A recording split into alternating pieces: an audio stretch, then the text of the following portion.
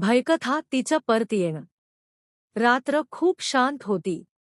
घड्याळात नेमके 3 वाजले होते. आकाश बाहेर बसून मोबाईल स्क्रोल करत होता. अचानक त्याच्या फोनवर एक नोटिफिकेशन आलं. Message from Neha. आकाशच्या हातातून मोबाईल जवळपास खाली पडला.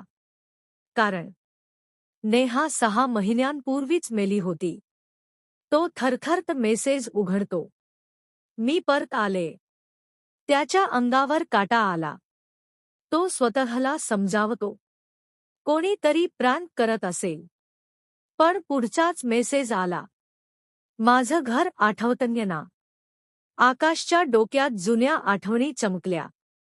ते दोघं त्या जुन्या पडलेल्या घरात नेहमी भेटायचे. पण नेहाचा अपघात झाल्यानंतर तो कधीच तिकडे गेला नव्हता. अचानक फोन वाजला. स्क्रीनवर नाव होतं नेहा कॉलिंग.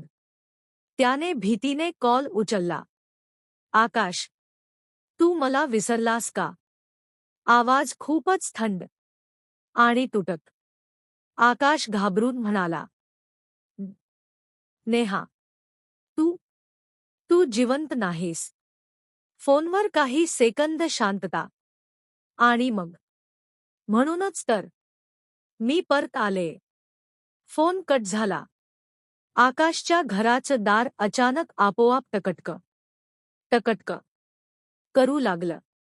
त्याचं हृदय जोरात धडधडत होतं.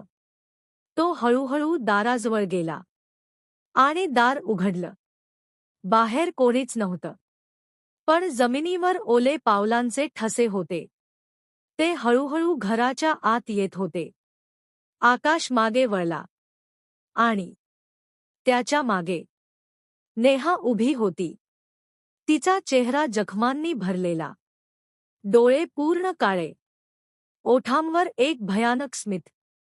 ती हळू आवाजात म्हणाली, मी सांगितलं होतं ना, मी परत येईन. लाईट्स अचानक बंद झाले. आणि संपूर्ण घरात तिच्या हसण्याचा आवाज घुमू लागला. आता तू माझ्यासोबतच राहशील. कायमच्या. आकाशची किंकाळी बाहेरपर्यंत ऐकू आली. आणि दुसऱ्या दिवशी त्याच्या घरात फक्त शांतता होती. पण त्या घराच्या खिडकीतून अजूनही 2 सावल्या दिसतात. शिकवण. कधी कधी काही नाती संपत नाहीत. ती मृत्यूनंतरही परत येतात.